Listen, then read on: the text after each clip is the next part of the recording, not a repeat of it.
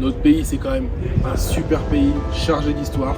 On est maintenant à Arles, où on fait une petite visite du centre-ville avant de rendre visite à nos amis demain, les opticiens. Franchement, c'est hyper joli, les arènes.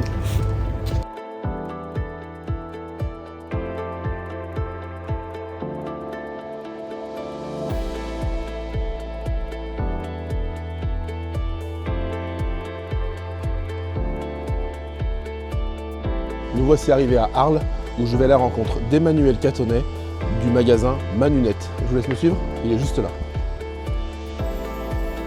Bonjour.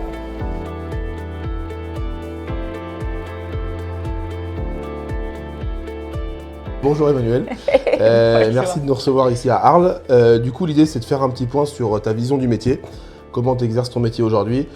Qu'est-ce que tu voudrais changer dans ce métier ou pas, ou qu'est-ce que tu apprécies, etc. Donc on a une série de questions. Est-ce que tu peux te présenter, toi, tes diplômes, quelle année, etc. ou ça, et l'histoire du magasin. Donc je m'appelle Emmanuel Catonnet, j'ai 32 ans et j'ai ouvert ma boutique il y a 4 ans et demi à Raphaël, un petit village à côté d'Arles du coup. J'ai eu mon BTS en 2012 je crois, en apprentissage. J'avais bossé donc 2 ans et j'avais fait 1 an avant, où en fait j'ai bossé dans une boutique en tant que vendeuse, boutique d'optique, et je vendais des solaires. En fait j'étais là en job étudiant entre guillemets quoi. Je faisais une licence de sciences et je faisais un job à côté quoi, pour vendre des solaires, pour vendre des samedi, solaires, machin, voilà. Ok.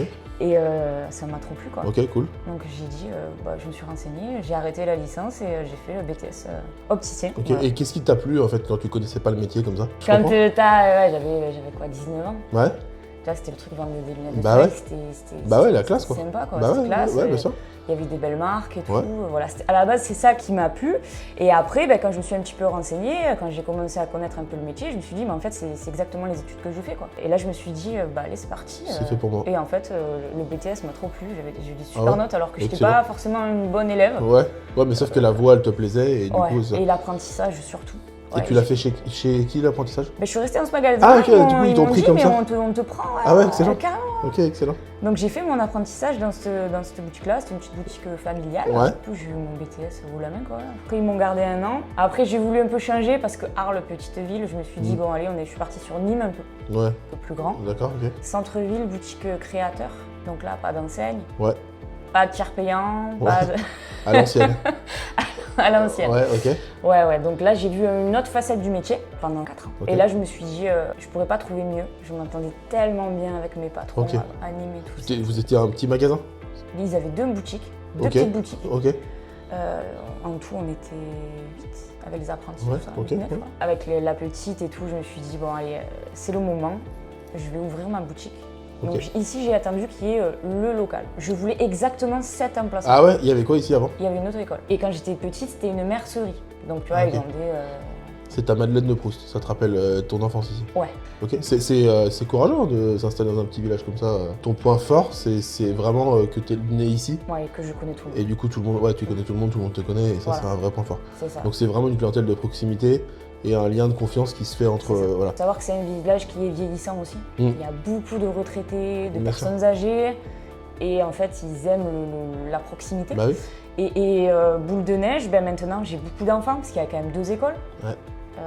Au final, maintenant les parents le savent. J'ai vu qu'il y avait de l'enfant ici. Ouais, je fais les enfants. Okay. Je vends beaucoup d'enfants. Ah, c'est cool ça. C'est bien parce qu'on pourrait se dire justement les villages comme ça, il n'y a que des personnes âgées, petit à petit ils sont plus vieux. Alors j'ai fait relais colis pendant 2 ans. Oui, donc ça fait rentrer du monde. Au début, j'avais que des personnes âgées et c'est là que j'ai commencé à récupérer un peu les familles. Parce que quand ils venaient, on papotait, de dire j'offre la 2e paire, comme les enseignes, machin. Et au final, maintenant... Ils sont fidèles, etc. Ouais. Là, l'activité se passe plutôt bien, ça fait 4 ans et demi. Tu as une clientèle de proximité, tu travailles toute seule? Tu travailles sur rendez-vous, tu travailles pas forcément, ils viennent. Voilà, ils viennent quand ils veulent. Parfois, si tu es occupé, ils repassent. C'est une clientèle... Non mais parce que ça c'est fou à entendre parce que tu sais, moi j'habite à Lyon.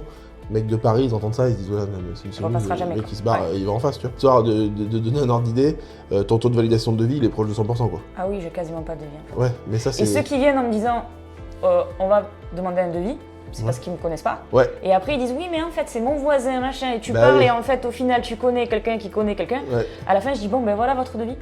Ah non, mais c'est bon. Ah oui, parce qu'en fait, tu as créé ta relation de proximité et tout. Ouais, Ça, c'est vraiment une autre façon de travailler. Ah tu vois. ouais, Enfin, voilà. pour le coup, Ouais. franchement. J'ai connu les grandes villes, Nîmes et tout, donc je sais, à l'époque, t'as ceux qui arrivent avec tous les devises et tout. Là, tu n'as pas ça. Ok. T'as pas ça. Pour la petite histoire, je suis partie en vacances l'année dernière. Ouais. J'ai fermé 15 jours. Enfin, j'ai pas fermé justement. Je me suis dit, je vais prendre une remplaçante.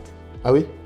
Donc j'ai pris une remplaçante. Ouais. Franchement, super sympa et Ouais. tout. Ouais. En fait, les clients, ils venaient Pour toi? et ils lui disaient, non, mais elle est pas là, on reviendra. Bah oui. Alors, quand je suis revenue de vacances, j'ai eu plein de monde et je leur ai dit, mais attendez, en fait, je prends quelqu'un pour que justement. Parce qu'il fasse la même chose que moi. Et ouais, c'est ça. Je dis, mais elle est super et tout. Ils m'ont dit, oui, elle est gentille. Ouais, oui, mais c'est on pas voulait te toi. voir Bah pas. oui, c'est ça. Alors, tu te dis, je vais me faire remplacer comme ça si jamais il y a une vis, un machin ou quoi, Ouais. il y a quelqu'un. Ouais. Mais. Mais en fait, non. Non. C'est des magasins hyper personnifiés. Ça veut dire que c'est ça. le magasin, c'est toi. C'est-à-dire que toi, tu t'en mets en face ou quoi, ce sera pareil. Hein. Ouais, Mais c'est parce que les gens, ils veulent te voir toi. Donc, Mais c'était c'est marrant, valorisant à la fois, mais c'est aussi parfois une contrainte.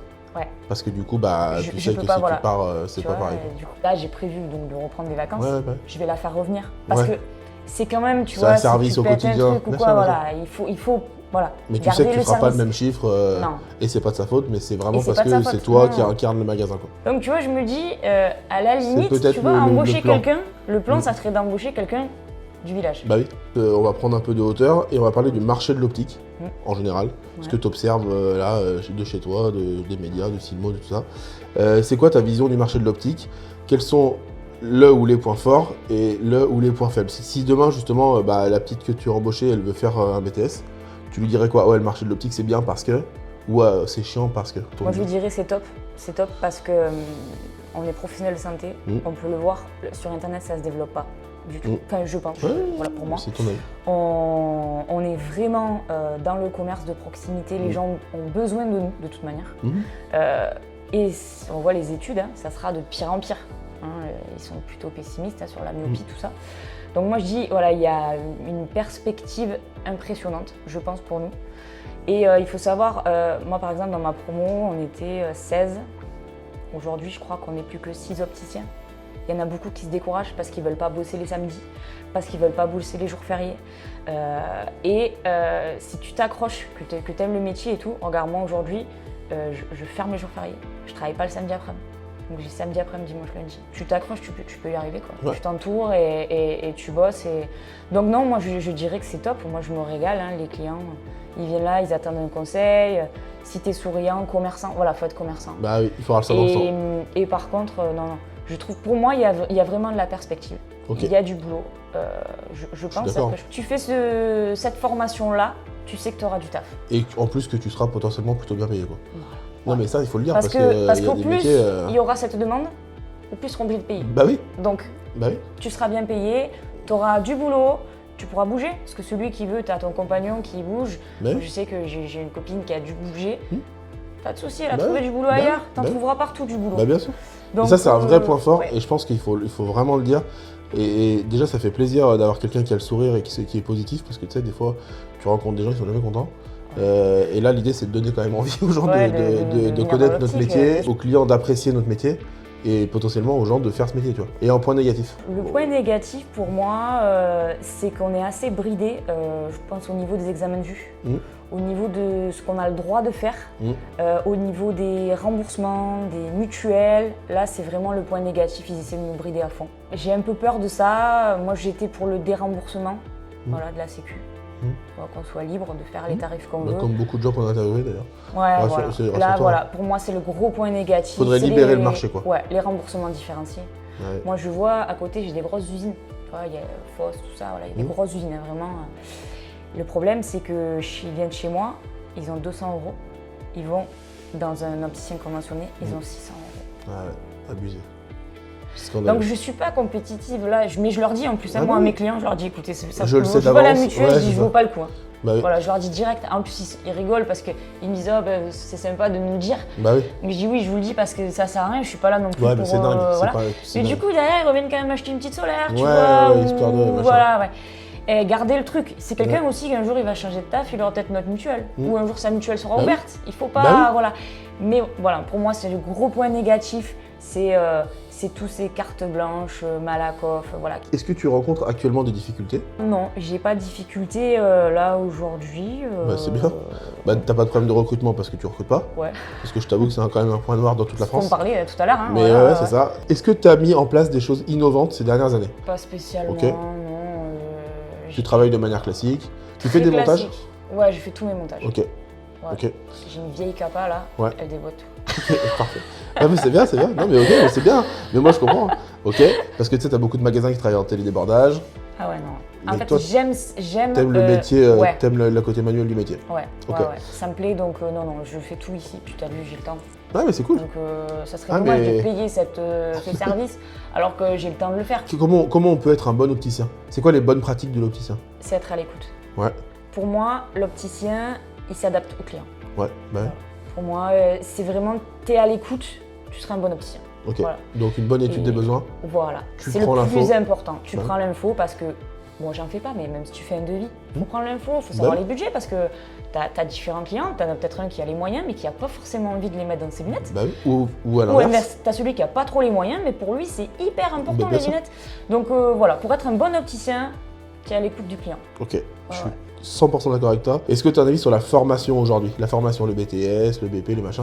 J'ai eu une très bonne formation. Je sais pas comment ça se passe ailleurs. Moi j'étais sur Nîmes, donc c'était une école privée d'Alzon, voilà. J'ai eu une très bonne formation, mais pour moi, ça devrait tout se passer que par apprentissage.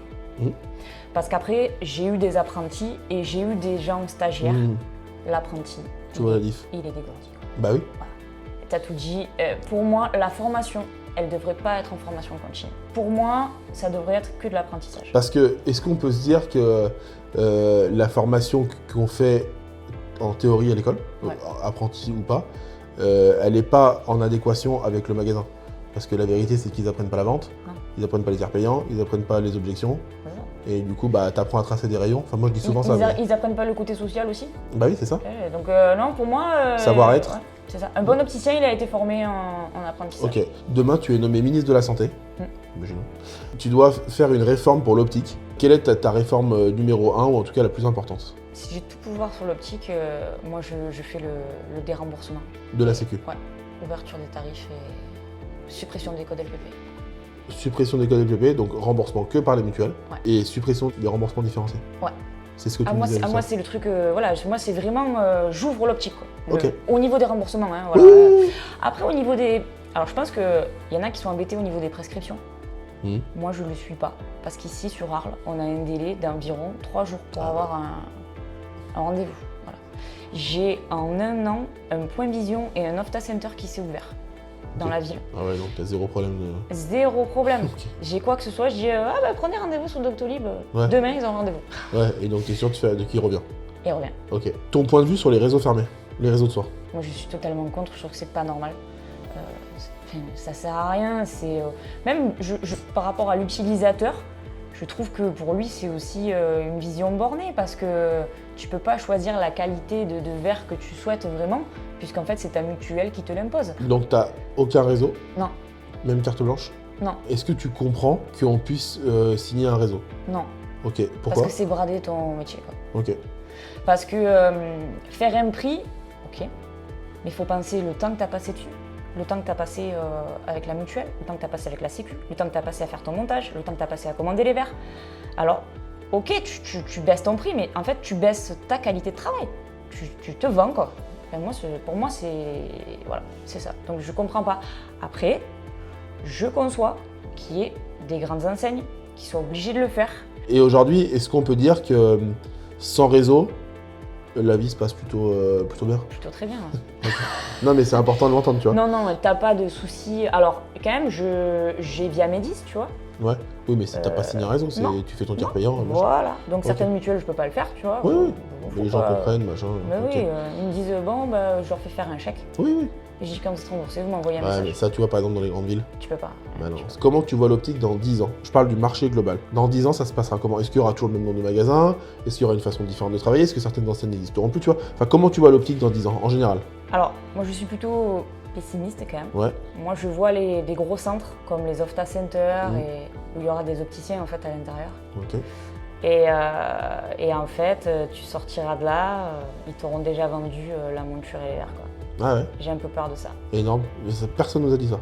Mais c'est trop rigolo. C'est un truc auquel j'ai même pas pensé. Ok. Parce qu'au final, ils ouvrent. Là, donc moi, j'ai mené ma fille à l'Opta Center parce que je voulais voir un peu comment ça se passe. Ouais. Donc déjà, l'ophtalmos, c'est pas lui qui signe. T'as le nom de l'Opta, mais en fait, c'est une... Ouais, assistant, orthoptiste, machin. Ok. Franchement, l'examen de vue pour la petite et tout, très bien. Tu vois, avec ce qu'elle colle et tout, elle m'a fait revenir. Bon, super. Te fait l'ordo, tout ça. Et quand tu sors, ah, vous allez faire vos lunettes où Ah ouais? Ouais. Mais je dis, ben moi, je suis l'opticienne à Raphaël. Ah bon, ouais, bien entendu, ma lunette et tout, machin, nanana. Bon. Ok. Tu vois, mais quand déjà, dans ces gros centres-là, on te demande où tu vas faire tes lunettes, ils m'ont pas dit d'aller quelque part. Non, oui, mais bon, déjà, ils te posent la question. Ils te posent la question. Ok. C'est porte ouverte. Ça veut dire qu'ils peuvent très bien embaucher un opticien, acheter des montures. Il n'est pas là, l'ophtalmo. Oui. Et au final, faire un magasin dans l'Opta Center. Que je suis sortie de là, je me suis dit, peut-être qu'un jour, on arrivera là, en fait. Tu as l'optométriste, tu vois, qui fera son ordo. Dans le même endroit, l'opticien, tu vois, l'ophtalmo un peu plus haut. Ouais, et tu ressors, en fait, c'est un centre où tu ressors ta Ouais, c'est une sorte de la vue, quoi. Ouais. Ok. J'ai un peu peur. Alors, c'est ma peur. Hein. Ah, mais. Parce que je veux pas ça. Tu m'as dit, c'est parce que moi ah, je non, veux. non, mais on a bien compris. C'est comment tu vois le marché dans 10 ans. Quelles évolutions majeures, ben ça en fait partie. Et pour les gens, c'est pas mal, en fait. Enfin, pour les gens. Bah oui, ils vont voir le truc de ouais, dire. Ils s'occupent de ses yeux aujourd'hui, quoi. Aujourd'hui, je fais tout, quoi. Ouais. Est-ce qu'il y a une anecdote de tes 4 ans et demi, là? Un truc de ouf qui t'est arrivé? Alors, c'est pas ici le truc de ouf qui m'arrive. Vas-y. J'ai un truc de ouf. Vas-y. J'ai un monsieur, il était médium, avec un pendule. Ouais. Donc il vient, c'est pas moi qui l'avais vendu les lunettes. Moi je fais la livraison. Ouais. Tu vois, et là il s'assoit, il me dit ça vous dérange si c'est sur mon pendule? Je regarde, comment ça votre pendule? Ouais, mais je veux savoir si les lunettes que vous m'avez vendues, elles sont vraiment pour moi. Je dis, mais... Et il y avait mon collègue, on était deux employés, il était derrière, on avait un bureau, il était caché derrière. Parce que normalement sa tête elle sort un peu, mais là je le voyais parce qu'il rigolait. Et donc il sort, il écrit, il fait un dessin, tu vois, 0, 45 et 80, 0, 90, 180. Ouais. Et là, il commence à poser des questions. Est-ce que ces lunettes, je vais m'adapter? Et là, le pendule qui allait vers, tu vois, le bout, donc il me dit, ah, ça va, c'est pas mal. Est-ce que la correction sera adéquate? Et là, tu vois, ça tournait aux alentours du milieu, il me dit, ah, peut-être que l'ophtalmo, c'est un peu trop... Mais non. Et l'autre, Guillaume, il était derrière, il pleurait de rire et je savais qu'il rigolait. Ah bah ouais, mais toi, tu peux pas rire. En plus, c'était une grosse vente, hein. Franchement, c'était, tu vois, du beau, on avait vendu. Ah ouais. Ah non, et elle aurait pu me prévenir, ma patronne, parce qu'elle m'avait pas rien dit, quoi. Ah, mais elle savait, genre. Et je pense, parce qu'il a dû faire le coup quand il est venu choisir les lunettes. Incroyable. Et non, au fond de moi. Et donc, au final, bon, il prend les lunettes, content, tu vois, il les essaie et tout. Il me dit, bon, ça va.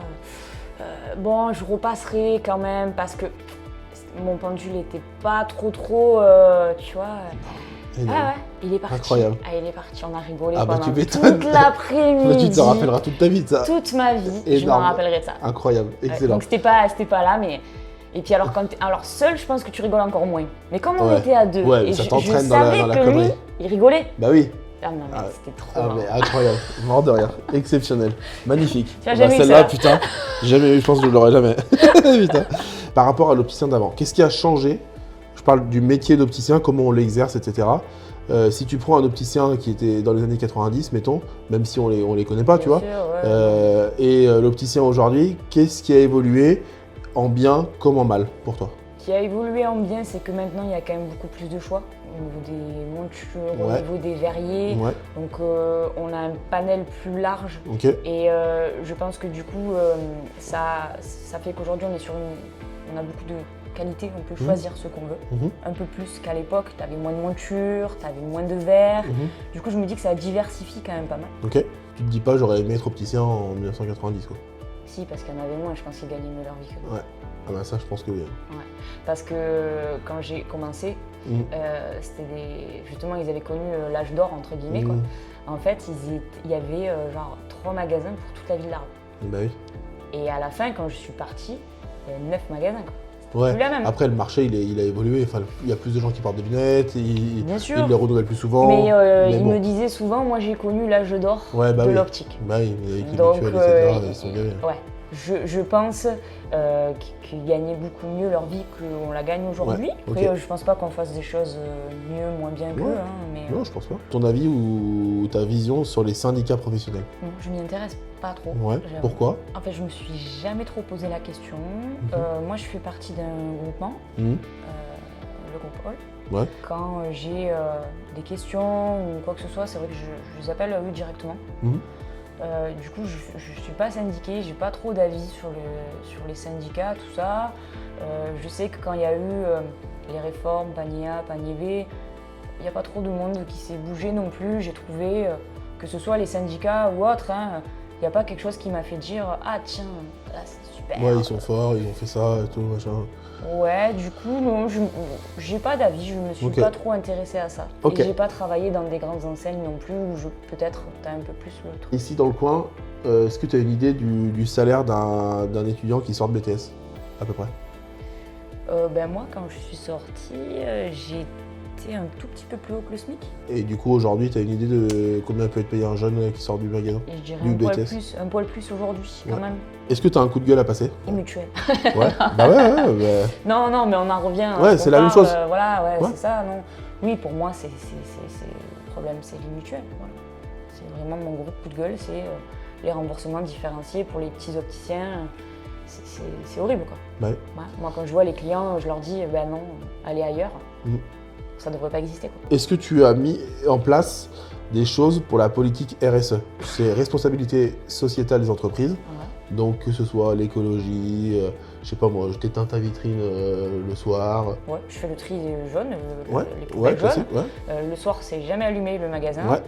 La clim, je l'éteins quand je suis pas, j'éteins tout, quoi. Ouais, tu fais attention à ça. Ah oui, mais ça c'est de manière générale, quoi, on va dire. Ah mais moi même chez moi, tu vois. Donc, puis je suis pas dans une grande ville, j'ai pas besoin que ce soit allumé la nuit. Ouais. Puis après, bon, moi j'essaie de travailler avec un verrier français. Je pense que c'est un petit côté écolo aussi quand même, tu vois. Bien sûr que ça fait partie de ça. Tu fais venir ton verre, par exemple, d'Allemagne. Bah oui. C'est moins écolo que... Il vient quand même. Bah oui, bien sûr. Là, tu te dis, bon, travailler avec un verrier français, quand même, c'est un petit côté écolo quand même. Ouais. Même si pour les montures, tu n'y arrives pas. Ça fait partie de la politique RSE. Qu'est-ce que tu attends de la vidéo qu'on va sortir du road trip de l'optique? Justement, voir un petit peu le ressenti, parce que moi je travaille seule, je suis toute seule, j'ai des copines qui ont des magasins qui sont aussi seules. Bon, il y en a une qui a un petit magasin Felou, mais voilà, on n'est pas forcément dans des grosses structures, donc on s'appelle entre nous, on échange tout ça, et je trouve que c'est super intéressant, c'est pour ça que j'ai répondu à ton annonce, d'avoir un ressenti global en France sur le métier, sur ce qui se passe. Ça peut aussi peut-être faire réfléchir un peu plus haut. Si on, comme tu dis, certaines questions, vous répondez tous pareil. Bah oui. C'est que quelque part, on a une attente et ça peut être intéressant, je trouve. Cool. Ouais. Et c'est quoi ton avis sur le 100% santé? Pour certaines personnes, c'est intéressant quand même. Ouais. Je trouve qu'en unifocal, c'est pas mal. Ouais. Pour les enfants, pour une petite VP, tu vois, je trouve que c'est pas mal. Sur le prog, je suis sceptique. J'aime pas le verre qui est proposé déjà. Moi, chez Nova, il n'est pas fabriqué en France du coup. Ils ont pris le coup de dire tant pis pour eux, on va le fabriquer ailleurs. Il est tout pourri, le verre qu'on reçoit, franchement, il est pas terrible. Ouais, je trouve qu'en prog, il y a du mieux, sachant que le 100% santé, apparemment en audio, est vachement bien remboursé. Il pourrait faire un petit effort sur l'optique. Donc, tant sur la qualité du verre prog que sur le remboursement. Ouais. On va faire une petite question tac au tac. Ok Emmanuel, est-ce que tu préfères Ray-Ban ou Persol? Ray-Ban. Atelier ou examen de vue? Atelier. ROF ou FNOF? Aucun. Ok. Montage à chaud ou montage à froid? À froid. Concurrent ou confrère? Confrère. Métal ou acétate? Acétate. Silmo ou Mido? Silmo. Tu préfères avant le Covid ou après le Covid? Après le Covid pour moi. Tu préfères avoir -8 ou avoir +8? -8. Cosium ou Pro-Optique? Non, ni l'un ni l'autre. Ouais. Tu préfères être seul dans un magasin de 150 m² ou 15 dans un magasin de 50 m²? Seul dans un magasin de 150 mètres carrés. Ok. Tu préfères faire l'inventaire ou gérer les tiers payants? Aucun des deux. Aucun des deux. Tu préfères vendre des lunettes et parler avec le client. Tu préfères loucher ou diverger? Bon, allez, diverger. Allez, tu préfères voir double ou voir la moitié des choses? Voir double. Former ou être formé? Formé. On dit un client ou un patient? Moi, j'ai un client. Tu préfères te planter un tournevis dans le doigt ou changer des plaquettes vertes? C'est horrible Il faut choisir. de tournevis dans le doigt. Ok. Et tu préfères liker le road trip de l'optique ou liker le road trip de l'optique? Liker le road trip de Très bonne réponse. Merci beaucoup.